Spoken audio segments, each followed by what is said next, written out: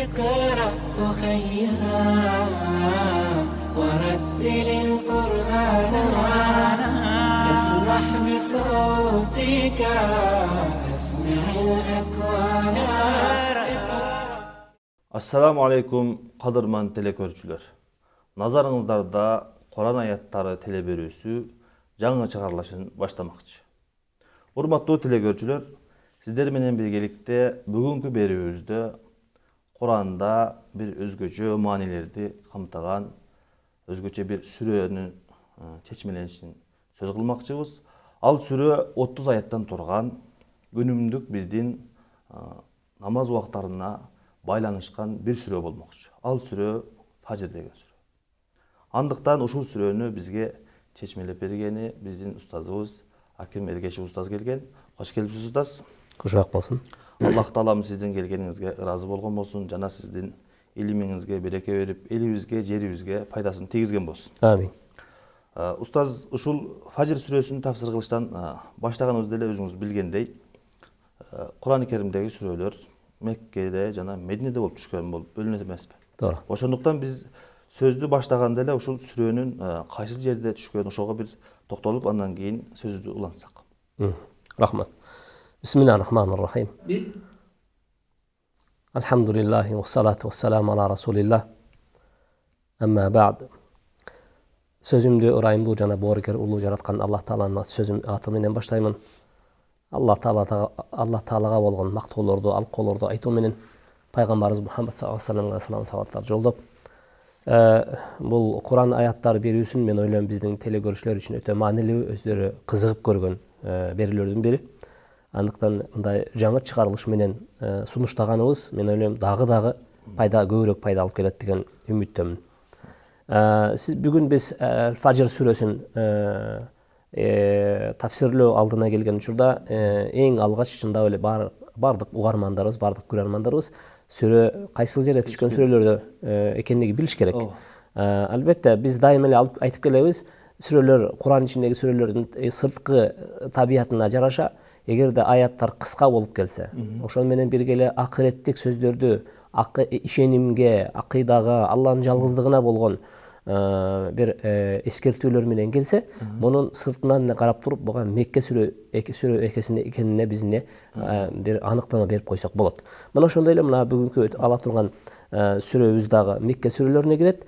Ошондуктан биз баарыбыз чогуу бул аятка бир угуп алып, ал аяттарга кичине бир баам салып туруп, анан биз кененирээк токтолсок дагы болот. Анда бизге ушул сүрөнү коюп бериңиздер, андан кийин биз сөзүбүздү улантабыз.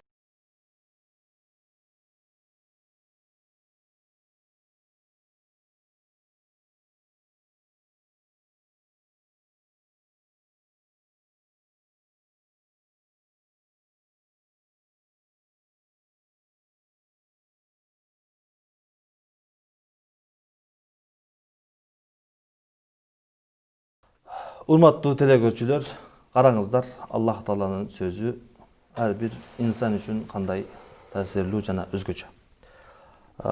Аллах Таала баарыбыздын жүрөктөрүбүздү өзүнүн сөзү менен жумшаткан болгон болсун. Устаз, эми чечмелөөнү баштасак. Ушул ар бир сүрөнүн өзүңүз жанагы башында айткандай эле кайсы жерде түшкөн жана Куран жанагы ошол коомдогу болгон нерселерди тактап же болбосо бир тартипке салыш үчүн түшкөндүктөн сабабын нүзүл деп коет. Ошол аяттын же сүрөнүн түшүүсүнө дагы себептер болот. Ошондуктан бул сүрөнүн себебин дагы айтып берсеңиз, кандай себептер менен болуп, эмне болуп түшкөн? Бул сүрөнүн негизги түшүү себеби ошол мезгилдеги жалпы абал болот.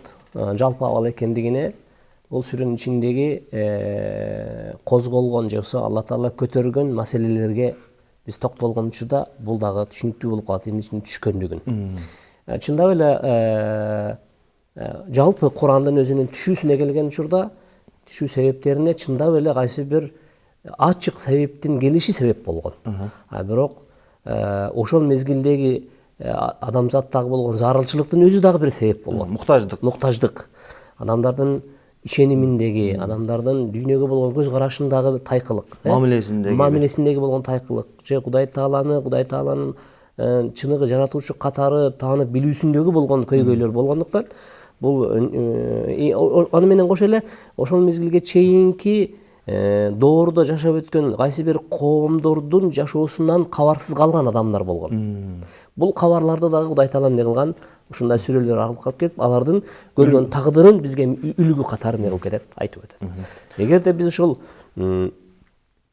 сүрө ичинде Кудай Тааланын айткысы келген же көтөргүсү келген негизги маңызга токтоло турган болсок, эң негизгиси узак кылымдар илгери жашап өткөн коомдор болгон. Ад коому, Самуд коому, анын ичиндеги фараон коому, булардын коом катары жашап, бизге окшоп эле өмүр сүрүп, бизге окшоп эле күн түндү көрүп, бирок мезгилинде өзүнө Кудай Тааладан ошол коомго келген, Кудай Таала тараптан келген пайгамбарларды жалганчыга чыгарып, алардын кабарын, алардын буйруктарын, алардын көрсөтмөлөрүн моюндабагандыгы себебинен Кудай Тааланын астындагы эмне бир чоң бир азапка дуушар болгондуктары жөнүндө кабар бизге бир окуяларды эстетип өтөт. Алардан бир үлгү ибраттарды бизге эмне кылат? Мурунку мындай айтканда тарыхка бир токтолот экен өзгөчө. Тарыхтан бир үзүндү айтып өтөт. Тарыхтан үзүндүлөрдү айтып өтөт. Тарыхты үзүндү айткан учурда дагы тарыхтын ошол кайсы бир коомдун жашоосундагы бир ток этер жерин айтат. Бир ачуу айтайлык бир оор жана кесепеттүү жерин айтат. Аны эмне үчүн алып келди дегенде алардын жасап өткөн амалдарынын акыбети катары. Жөн эле бир окуя катары жөн эле окуя эмес, же болбосо кайсы бир факт эмес, балким алардын эмнеликтен мындай натыйжага жетип калгандыгы. Бизде кандай үлгү алышыбыз керек ошол жерде? Мына кандай үлгү алышыбыз керек. Экинчи көтөрүлгөн маселе бул жерде Алла Таала субханала таала инсандын жашоосуна берилген Кудай Тааланын сүннөт жолу. Кудай Таала кандай табиятта жараткан болсо, ошол табигый жолду бизге эмне кылат? Бизге бир эсиңерге туткула, эсиңерге. Бул жашоонун ысык суу деген. Жашоодогу жакшылык менен жамандык, кедейлик менен байлык, ошо бир бактылуулук менен бактысыздык. Бул Кудай Тааладан келген нерсе. Бирок ушул учурда инсан кандай мамиле кармайт, болсо кандай мамиле кылат ушул жашоодогу келген нелерге, өйдө төмөн көрүнүштөргө. Жашоодогу. Анын үстүнө кошо бул жерде өтө токтолгон жери Кудай Таала инсандын табиятында байлыкка, малга, пулга мындай бир өзгөчө көңүл буруп, ошонун артынан көкүрөгүн ачып берип, биротоло жан дүйнөсү менен кирип кеткендигин дагы эмне баса белгилейт. Же оң тарапка, же сол тарапка баскандыгы. Мындайча айтканда, бул адамдын көзүнө байлык көрүнгөндө, бүгүнкү күндө биздин доордун адамдары үчүн бул нерсе бир ачык эле далил болуп калды. Эгер адам кайсы бир мансапка жетсе, кайсы бир дөөлөткө жетсе, же кайсы бир байлыкка жетсе, анын башкаларды тааныбай калгандыгы эмнеге далил болуп атат? Ал байлыгын бардыгын өйдө көргөндүгү да. Көрдүңүзбү? Же болбосо ошо байлыгы артында өзүн башкалардан өйдө көргөндүгү. Үчүнчү маселе келет, бул мына Кудай Таала өзүнүн аяттары аркылуу бизге эмнени жеткизгиси келет дегенде, бул дүйнөнүн акыйкаты бул эмне менен чагылдырылат? Акыреттин чындыгы менен. Ошондуктан акыретке келген учурда акыреттин сааты какканда инсандар эки топко бөлүнөт. Бирөөлөр бактылуулар, бирөөлөр бактысыздар болот. Бактылуулар кимдер дегенде, булар Кудай Тааланын буйругун, анын акыйкатын, анын ыйманын тутуп, ага ишеним менен амал тутуп баргандар, алар эмне болот? Ошол түбөлүк жашоого, же болбосо узак жашоого, же бүтпөс жашоого кандай барат? Чарчоосуз барат. Устаз, бул жерде бир нерсеге токтолуп кетейли. Сиз айткан азыр нерсеге. Акыйкатыны акыреттеги күн менен белгилейт дедиңиз го. Ооба. Бул жерде айтайын дегеним, бул дүйнө жалган дүйнө дебейбизби? Ошон үчүн жалган дүйнөнүн, ушул жалган дүйнөнүн ичиндеги нерсе менен убада кылбастан, балким акыйкат болгон акыреттеги нерсе менен. Ошол сиз айткан мына так ошол бул дүйнөнүн акыйкаты акыреттин чындыгы менен эмне болот? Аныкталат. Ооба, аныкталат. Мына ушул негизги бул сүрөнүн мындайча айтканда камтыган тармактары. Эгерде биз аят аркылуу жогоруда биз угуп өткөн аяттардын дагы ар бирине токтолуп турган болсок, анда биз албетте өзүбүзгө дагы, көрөрмандарга дагы бул маселе эмне бир ачыкталып эмне болуп калат, түшүнүктүү болуп калат. Эми баштасак, биринчи эле аятында ар бир сүрөнүн өз башталышында Бисмиллахир-рахманир-рахим деп башталат. Бул жерде биринчи аят Вал фажр деп башталды. Ооба. Вал фажрге токтолсоңуз. Билесиздерби, Бисмиллахир-рахманир-рахим албетте биздин ар бир амалыбыз, ар бир жакшылык кадамыбыз пайгамбарыбыз айткандай бисмилла менен башталган болсо, ал ийгиликтүү болот, берекелүү болот деген. кайсыл жерде ошол бисмилла айтылбай калса, ал иштин башталышына карабай туруп, анын көлөмүнө карабай туруп, анын оор жеңилине карабай туруп берексиз болот деген. Ошондуктан улуу жараткан ар бир сүрөнү түшүргөндө ошол сүрөнү башына эмне койгон? Алланын исми менен башталып койгон. Ал эми бул сүрө биз Меккеде түшкөн сүрө катары кыска аяттардан болгондон кийин бул фажр деп бир эле сөз менен болгон аят менен башталат. Устаз, кечиресиз, ушул жерде дагы азыр менин оюма бир жакшы нерсе келди да, устаз. Бисмиллахир-рахманир-рахим дегенде эле биз мусулмандарга, ислам динине мындай катуу айтылган соккуларга өзгөчө бир жооп бар экен да. Азыр ушул нерсени байкадым. Ар бир сүрөнүн башында ырайым, рахмат менен башталат экенбиз. Ооба. Ислам дини ушундай катуу же согуу ушундай деген нерселерге бизде Кур'ан-ы Каримдин эң эле биринчи аяттарында ушундай бир ар бир сүрөнүн желеги десек дагы болот. Ар бир сүрөнүн башында ушул сөз менен баштайбыз. Эми караңыз, Кудай Таала вал фаджри деп ар бир сөз эгерде ант берүү менен башталса, анда Кудай Таала мына ушул жердеги сүрөнүн өзүнүн аталыш айткандай эле ал фаджр деген сөз таң, же болбосо аткан таң, же болбосо сүргөн таң.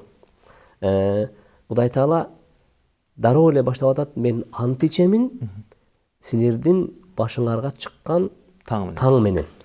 Караңыз.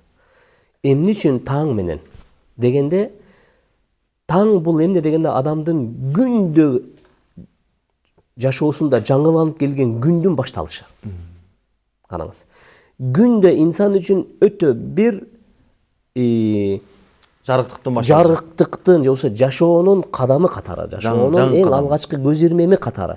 Ошол эле учурда биз жашап келген ааламда түн менен күн ээрчишип келсе, ошол караңгы каптап келген түндү кууп, жарыкты, үмүттү, жашоону, алдыга умтулуу, ысыкты, бакытты сунган нерсе катары эмне кылат? Кудай Таала мына таңды ким берет? Биз колубуз менен жасай албайбыз. Кудай сактасын, эгерде адатта бизде күнүгө келип аткан таң өзүнүн мезгилинен 2 саатка кечигип калсын эле, биздин жер жүзүндөгү инсаният баарыбыз биригип келип, ошо колубуздагы курал менен, же болбосо колубуздагы байлык менен, же колубуздагы дөөлөт менен, же колубузда болгон кадыр менен ошол жылсынчы десек, жок, жылдыра албайбыз. Бул деген сөз Кудай Таала ошол ант менен, же болбосо таң менен ант ичүүсүндө өзүнүн кудуретине дагы кайрылууга, өзүнүн бардык нерсенин үстүнөн кадыр экендигине дагы чакырып, аны менен кошо инсандар өздөрү акыл токтотуп, таңдын дагы мааниси чоң экендигине эмне көңүл бурдурдуп эмне кылат? Баштап атат. Таң менен ант ичип баштап атат. Бул жерде устаз ошол таң убактысынын өзгөчөлүгүнө жана башка аяттарда келгендей берекелүү экендигине дагы токтолгон эмеспи? Мен бул берүүгө келгенге чейин бир канча тафсирлерди ачып көрдүм. Эгерде биз ушул эң алгачкы бир сөздү эле барактасак, бул жерде түгөнгүс сөздөр бар. Ал мезгилдеги амалдын артыкчылыгы, ал мезгилдеги адамдардагы болгон сезимдин артыкчылыгы, адамдардагы ибадаттын артыкчылыгы, инсандардын ушул учурдагы жасалган кайрылууларынын артыкчылыгы. Деги эле таң аткандан баштап жер бетиндеги бардык жандыктар баш көтөрүп, жашоого кадам койгондугунун артыкчылыгы. Иши кылса толуп аткан биз эсепке же болбосо эске ала турган, эскете турган бир өзгөчөлүктөр бар экендигин. Ошонун бардыгын Аллах Таалам бир эле сөз менен эмне кылды? Таң менен ант ичем деп койду. Эмне үчүн? Кудай Таала кадыр эле, силер мисалы үчүн айтайлыгы жөн эле күн менен деп койсо деле болот. Бирок ошондой жерлер дагы бар. Күн менен таң ант ичем деп. Же болбосо бир жөнөкөй нерсени алып келбейт. Алып келген учурда дагы мен айткым келген нерсе ошол жер болчу. Кудай Таала эч качан жөнөкөй же болбосо орду жок нерсе менен ант ичип сөз баштабайт. Сөзсүз түрдө инсандын жашоосуна түздөн түз таасир тийгизген. Ошол эле учурда инсандын акылы жетип, ошону айырмалап, канчалык улуу экендигин сезе турган нерселер менен ойлонууга мүмкүн болгон, ойлонууга мажбур кыла турган нерселер менен эмне кылат? Ант ичип баштайт. Эми экинчи аятка өтсөк, валаялин ашр. Валаялин ашр. Кудай Таала таң менен ант ичти, андан кийин 10 түн менен ант ичет. 10 түн кайсыл түндөр дегенде, бизде эң улуу айлардын, харам айлардын бири Зулхиджа айы. Зулхиджа айынын алгачкы 10 күнүн Мына ошол алгачкы 10 күндүктүн түнүн болгондо дагы Кудай Таала өзгөчө түндөр катары ушул жерде эмне кылат? Ант ичет. Белгилеп кетет. Сахабалар ушул сүрө түшкөн мезгилде пайгамбарыбызга келип сураган: "Я Расулалла, бул кайсыл 10 түн болду экен? Биз билчү элек баягы Кадыр түн дегенде." Билебиз. Адаттагыдай. Кадыр түн деген бул бир түн болчу. Кадыр түндө кимде ким кайсы бир ибадатты кылган болсо, анын өткөн күнөөкөрчүлүктөрү кечирилет деген. Осы кимде ким Кадыр түнү менен ибадатка тургузса, мындай деген бир артыкчылыктар бар эле. Бирок бул кандай болгон 10 түн дегенде пайгамбар саллаллаху алейхи вассалам айтат: "Бул 10 түн өзүнүн орду менен силер жашап жүргөн бир жылдын ичиндеги бир дагы түн тең келбеген 10 түн" деген. Караңыз, ушунчалык улуу. Я Расулалла, андай болсо бул Алла жолунда чыккан жихадтан да көйдөбү дегенде, Алла жолунда чыккан жихадтан да көйдө деген. Ал кандайча болот дегенде пайгамбар саллаллаху алейхи вассалам айтат: "Эгерде кимде ким Алла жолуна чыгып, ошол Алла жолуна чыккандан кийин Алла жолуна чыккан нерсесинен бирөөсүн дагы колуна калтырбай ажырап келген болсо, мына ошол гана артыгыраак болот ушул түндөн" деген.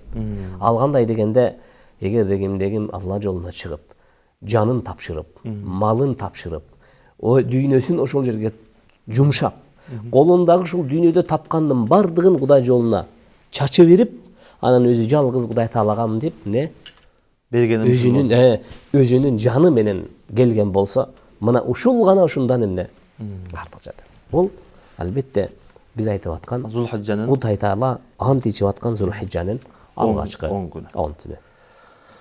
Бул жерде дагы өзгөчө токтоло турган нерсе, эмне үчүн деген да суроо бар достор.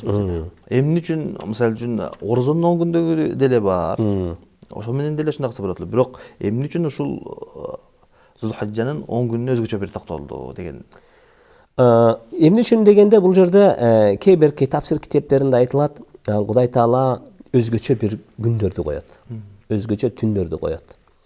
Өзгөчө айларды коет.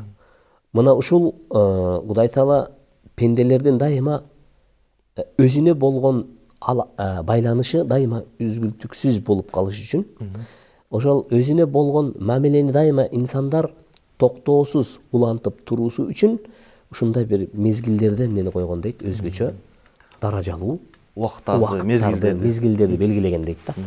Мына ошондуктан Зулхиджа, биз жогору жакта айттык, өзү харам айларга кирет. Ага кошулуп, харам айлардын башында мындай бир ибадаты, мындай бир салмактуу болгон күндөр аркылуу анан кийин ажылык мезгилине кирип барууну эмне кылган Кудай Таала. Бул улуктугуна жараша. Эмне үчүн дегенде, анын алдында дагы эмне күтүп турат? Эң бир салмактуу ажылык амал күтүп турат. Исламдын негизи болгон. Исламдын негизи болгон. Мына ошол улуу амалга чоң даярдык менен, чоң улуу кулчулук менен барууну Кудай Таала эмне кылат? Мына ушул максатта бул аяттарды келтирген. Андан кийинки 3-чү аятыбыз «Ваш-шафъи вал-ватр». «Ваш-шафъи вал-ватр» деген сөздүн мааниси, бул жерде «аш-шафъ» деп жуп нерсени айтылат. «Ал-ватр» деп жеке нерсе айтылат. Жуп анан жеке, так нерселер. Жуп менен так менен Кудай Таала ант ичкен мезгилде, жарыкчылыктагы Кудай Таала жараткандын бардыгы жуп экен.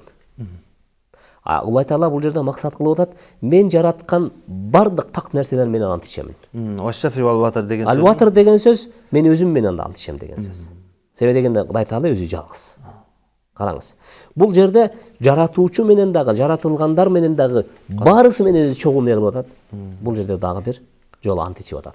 Мында деген сөз, бул жерде Кудай Таала бир канча нерселер менен ант ичип келаткандыгын биз угармандарга эскертип өтүшүбүз керек. Чоң нерселер менен, таң менен, 10 түн менен, анын ичинде эмне? Жалпы жаратылгандар менен, жаратуучу менен. Андан кийинки аяты «Вал-лайли иза яср». «Вал-лайли иза яср». Ол деген сөз түн, эмне дегенде түн чуркап туруучу нерсе. Түн эгерде чуркаган болсо, ал деген сөз дүйнөдөгү, ааламдагы Алла Таала койгон мыйзамдын, системанын кыймылы жөнүндө сөз кылып атат. Жүрүшү. Түн эгерде айланган болсо деп атат да. Эгерде түн токтосочу десиш, бул коркунучтуу нерсе. Элесең, түн токтоп калганда адамдар кайсыл тагдырга туш келет эле. Биздин жашообузда муздак көбөйөт эле дагы. адамдардагы адамдардын жүздөрү биз көрүп аткандай жүзгө айланбайт эле. Бозоруп, тунарып, каны качып, адамдардын каны муздаган сайын анын кан айлануусу басаңдап, натыйжада көк чөп да чыкпайт, жандуу дагы өспөйт. Жашоо мындайча айтканда мүмкүнчүлүк болбой калат. Ошондуктан Алла Таала эгерде түн айланган болсо, аны менен дагы эмне? Ант ичем дейт. Бул дагы ошол Алла Тааланын бизге берген нематтарынын бири болуп эсептелет. Ооба. Эгерде ошол токтоп калганбыз эле жашоого мүмкүнчүлүк жок деген. Ооба. Андан кийинки аятта хал фи залика qasамул лизи хижр. Эми караңыз. Кудай Таала 4 улуу нерсе менен ант ичти. Демек, андан кийинки келген учурда мына ушул ант ичилген нерселерде бир акыл токтотуп карай турган нерсе жок бекен? Же ушул нерсени айырмалап биле турган акылдуулар жок бекен деп Кудай Таала мындайча айтканда суроону таңкалыштуулук менен не кылат? Узатат. Барбы ушул нерселердин артында, ант берилген нерсенин артында чоң нерсе тургандыгын сезген акылдар барбы дейт. Демек бул жерде лизи хижр деген лизи хижр деген сөз хижр деген сөз араб тилинде мындайча айтканда ак менен караны айырмалап агын таңдай турган күчтүү акылды айтып атат. Сезгич акыл, тапкыч акыл. Ушул нерселерди туйган, билген, муну таразалап аңдай алган, аңдап туя алган акыл барбы деп не кылып атат? Алла Таала ушундай суроо иретинде берип жатат. Берип жатат. Андан кийинки аятка токтолсок, эми бул жерде айтыла турган нерсе көп. Бирок биздин убактыбыз тар болгондук себептен устаз ушул аяттардын жалпы маанисине эле көңүл буруп, биз ушул аяттардан кайсы эмнелерди пайда алабыз, ошолорго эле токтоп кеткенге туура келип турат. Бул жерде биз өзгөчө угармандар эске тута турган нерсе, биз айтып өтүш керек сөздөрдө Кудай Таала кайсы бир сүрөнү баштаган мезгилде бир канча нерселер менен ант ичет да. Ант ичкен нерселер канчалык чоң жана маанилүү болгон сайын, канчалык көп болгон сайын, кийинки айтыла турган мааниси дагы ошончолук маанилүү экендигин эске алыш керек. Эми биз ошол Кудай Таала эмнени айткысы келип атат, биз ошол жерге көңүлдөрүн бургубуз келип турат угармандарга. Андан кийинки аятта алам тара кайфа фаала раббука би'ад. Эми караңыз, биз сүрөнүн башында айттык эле, Кудай Таала өткөн тарыхка кайрылып, тарыхта басып өткөн коомдордун, жашап өткөн коомдордун тагдыры жөнүндө бизге эмне бир ибрат үчүн, үлгү үчүн кээ бирки алардын жашоо жыйынтыгын бизге эмне сунуп кетет деп. Ошол жерде Кудай Таала жогорку нерселерди ант ичкенден кийин ушул ант ичилгендердин аркасынан акыл жүгүртүп, акыл токтотуп караучулар жок бекен дегенден кийин анан кийин бизге кимди алып келип атат? Ад коомунун. Ад коому бул кайсы бир доордо жашап, азыркы күндөгү бизде мына Оман султанаты менен Йемендин ортосунда ошол жерде узак жылдар жашашып, буларга Кудай Таала бир өзгөчө кудурет берген элдер болгон. Алардын дене бою дагы чоң болуп, алардын акылы дагы өзгөчө болуп, алардын күчтүүлүгү дагы күчтүү болуп, алам тара кайфа фаала раббука би'ад. Ошол Ад коомун жаратканыңар эмне кылып койгондугун көрбөдү бекен? Жоксо пайгамбарыбызга айтып атат, сенин жаратканың Аддын коомуна кылган ишти булар көрбөдү бекен? Мен тарых катары силерге айтып өтөйүнчү дейт да. Тарыхка кайрыла турган болсок, Ад ким десек, булар эң алгач асканы оймолоп, чиймелеп, биздин тарых барактарыбызда бүгүнкү күнү адамдар саякат катары ачып алган. Ал жерге барганда адамдар ал жердеги таштарды көргөн учурда ал жердеги 50 тонналык, 100 тонналык таштарды тургузуп салышкан алар. Биздин ана заңкайган аскат зоолорубузду алар оймолоп, чиймелеп, кештелеп үй салып коюшкан. Мына ошондой аскага чегилген шаарлардын саны 1700 шаарга жеткен дейт да. Кафсирлерде ошол маалымат бар. Булардын кургандары. Булган. Мына ошондой күчтүү адамдарга Кудай Таала кандай мамиле кылып койгонун көрбөдүңөрбү деп атат. Бул жерде бир нерсеге токтолуп кетиш керек болуп атат, устаз. Эми ошол бул пайгамбарыбыздын убагында түшүп атпайбы Куран? Ооба. Түшкөндө Мекке элине, андан кийин Мединеде жашаган коомго ушул нерсени тарыхты айтты да. Бирок алар үчүн ушул нерсе белгилүү эле, ошол ат кому жөнүндө, алар жөнүндө. Алар бул жөнүндө башка тарых булактары бар болчу. Алчу мезгилде арабтарга чейинки грек булактары, Рим булактары, буларда толугу менен айтылган. Айрыкча биз жакшы билебиз, мына фараон коомдору бүгүнкү күндөгү пирамидаларда ичиндеги болгон жазуулар өздөрү жөнүндө толук айтып турат. Муну мен дагы кийин мезгили келгенде дагы айтып өтөм. Бирок негизги нерсе бул Кудай Таала бул жердеги Мекке элине айтып аткан мезгилде Мекке эли дагы учурунда Мекке мушриктери, Мекке капырлары да эле өздөрүн ушунчалык бийик сезип, эч кимди өзүнүн Артыкчылыгын тең албай, өзүнүн артыкчылыгын, кадырын салып, пайгамбар келсе, пайгамбар сен ким элең, сен болгону жетимиз болчусуң го. Сен ким элең, сени коргой турган кимиң бар эле деп анын не кылган, ал алып келген акыйкатты булар моюндагысы келген эмес. Ошондуктан силерге караганда акылдуураак дагы болгон, силерге караганда күчтүүрөөк болгон, силерге караганда узагыраак жашаган, силерге караганда коозураак жашаган коомду деле Кудай Таала учурунда кандай кылып койгону, кандай абалга салып, кандай акыбалга калтырып койду деп эскертүү катары не кылат, булардын назарын бургусу келген. эскертип турат. Устаз, сизге Аллах Таалам ыраазы болгон болсун, илимиңизге береке берип, элибизге, жерибизге пайдалуу кылган болсун. Бүгүнкү берүүбүз ушу менен аяктады устаз. Кийинки берүүдөн бул берүүбүздү улантабыз. Урматтуу телекөрүүчүлөр, өзүңүздөр байкагандай, бүгүнкү берүүнү жаңы чыгарылышта баштагандыктан бир аз аяттын, бул сүрөнүн башкы аяттарына токтолдук. Кийинки берүүдөн жолукканча саламатта калыңыздар. Аллах Таалам баарыбызды өзүнүн амандыгында сактаган болсун. اقرأ أخيها ورتل القرآن اسمح بصوتك اسمع الأكوان